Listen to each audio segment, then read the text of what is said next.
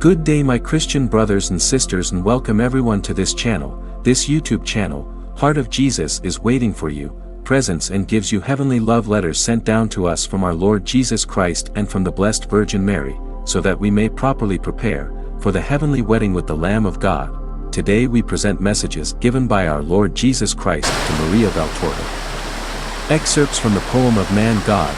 Jesus appears to various people in different places. Part 6, to Zacharias, the Levite. He is in a small room. Zacharias, the Levite, is pensive. He is sitting, with his head reclined on one of his hands. Do not be in doubt. Do not listen to the voices that upset you. I am the truth and the life. Look at me, touch me. The young man, who has looked up at the first words and has seen Jesus, and has fallen on his knees, shouts, "Forgive me, Lord. I have sinned. I received in me the doubt concerning your truth. Those who try to seduce your spirit are more guilty than you are. Do not yield to their temptations. I am a real living body. Feel the weight and the warmth, the solidity and strength of my hand." He takes him by the forearm and lifts him with his strength, saying, "Rise and walk in the ways of the Lord, out of doubt and fear. And you will be blessed if you can persevere till the end." He blesses him and disappears. The young man, after a moment's dumbfounded amazement, runs out of the room, shouting, "Mother! Father! I have seen the Master. It is not true what the others say. I was not mad. Do not persist in believing falsehood, but bless the Most High with me, as he has had mercy on his servant. I am going away. I am going to Galilee. I will find some of his disciples. I am going to tell them to believe that he has really risen. He does not take a sack with food and garments. He puts on his mantle and runs away, without giving his parents time to recover from their amazement and to be able to intervene to hold him back, to a woman of the Sharon Plain. 30A Coast Road. Perhaps the one that links Caesarea to Joppa, or another one. I do not know. I know that I see a country on one side and the sea on the opposite side, a deep blue sea beyond the yellowish line of the shore. The road is certainly a Roman thoroughfare, as is evidenced by its paving. A woman in tears is going along it in the early hours of a clear morning. The day has just dawned. The woman must be very tired, because now and again she stops and sits down on a milestone or on the road. Then she gets up and proceeds, as if something were urging her to go on, notwithstanding her great tiredness. Jesus, a wayfarer enveloped in a mantle, sets off beside her. The woman does not look at him. She proceeds absorbed in her grief. Jesus asks her, "Why are you weeping, woman? Where are you coming from? And where are you going all alone?" "I am coming from Jerusalem and I am going back home." "Far?" "Halfway between Joppa and Caesarea." "On foot?" "In the valley, before Modin, some highwayman took my donkey and what was on it." "It was unwise of you to go all alone. It is not customary to come by oneself at Passover." "I did not come for Passover. I remained at home, because I have, and I hope I still have him, a boy who is ill. My husband had gone with other people. I let him go ahead and 4 days later I set off. Because I said, he is certainly in Jerusalem for Passover. I will look for him. I was somewhat afraid. But I said, I am not doing anything wrong. God sees. I believe. I know that he is good. He will not reject me, because..." She stops, as if she were frightened, and casts a quick glance at the man who is walking beside her, and who is so covered up that one can hardly see his eyes, the unmistakable eyes of Jesus. "Why have you become silent? You are afraid of me. Do you think that I am an enemy of him whom you were looking for? Because you were looking for the Master of Nazareth, to ask him to come to your house and cure the boy while your husband was away.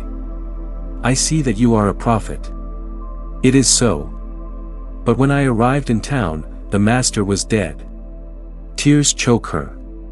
"He has risen. Do you not believe it? I know. I believe it. But I. For some days I hope to see him myself. They say that he has shown himself to some people. And I delayed my departure, every day a torture, because, my boy is so ill, my heart was divided, whether I should go to comfort him at his death, or stay looking for the master. I did not expect him to come to my house, but to promise to cure him. And would you have believed? Do you think that from afar? I believe. Oh! If he had said to me, "Go in peace. Your son will recover," I should not have doubted. But I do not deserve it, because she weeps, pressing her veil against her lips, so as to be prevented from speaking. Because your husband is one of the accusers and crucifiers of Jesus Christ. But Jesus Christ is the Messiah. He is God. And God is just, woman. He does not punish an innocent person because of a guilty one.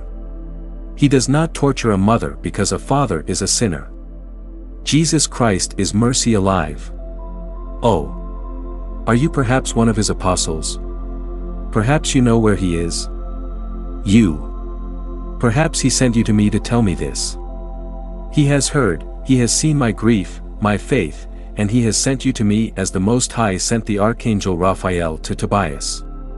Tell me whether it is so, and although I am so tired as to be feverish, I will retrace my steps to look for the Lord. I am not an apostle. But the apostles have remained in Jerusalem for many days after his resurrection. That is true. I could have asked them. So. They continue the Master. I did not think they could work miracles. They have still worked them. But now.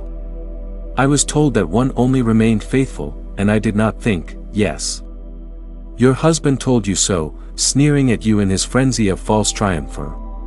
But I tell you that man can sin, because God alone is perfect. And he can repent. And if he does repent, his strength grows, and God increases his graces in him for his contrition. Did the Most High Lord not forgive David? 32. But who are you? Who are you who speak so gently and wisely, if you are not an apostle? An angel perhaps? The angel of my child. He has perhaps breathed his last and you have come to prepare me. Jesus lets his mantle fall off his head and face. And passing from the humble aspect of a common pilgrim to his magnificence of God-man, risen from the dead, with kind solemnity he says, "It is I, the Messiah crucified in vain. I am the resurrection and the life. Go, woman. Your son lives, because I have rewarded your faith. Your son is cured. Because, if the Rabbi of Nazareth has finished his mission, the Emmanuel continues his until the end of time for all those who have faith, hope and charity in the one and trine God, of whom the incarnate Word is one person, who through divine love left heaven to come to teach, to suffer, to die in order to give the life to men. Go in peace, woman.